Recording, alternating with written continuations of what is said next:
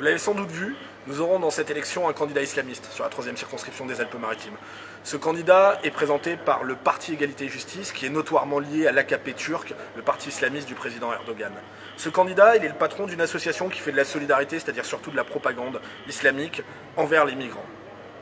Il y a des raisons pour cette candidature dans notre circonscription. C'est une circonscription qui a subi l'immigration massive, le communautarisme et l'islamisme qui s'y est développé. On a notamment sur notre circonscription Al Aryan, la mosquée centrale de l'UOIF, qui est désormais doublée d'un collège islamique.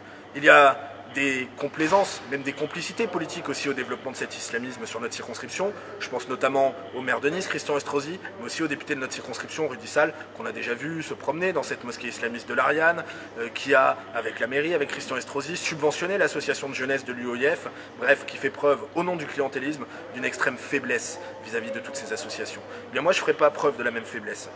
Cette candidature islamiste, c'est un défi à la laïcité. C'est une atteinte à notre identité et aussi une atteinte à notre souveraineté, puisqu'on voit finalement une puissance étrangère qui vient s'appuyer en France sur un parti communautaire, sur un parti religieux pour nous défier. Eh bien moi je répondrai au défi en rappelant à ce candidat islamiste qu'en France nous avons nos lois et nos valeurs et que nous ne transigerons pas sur celles-ci.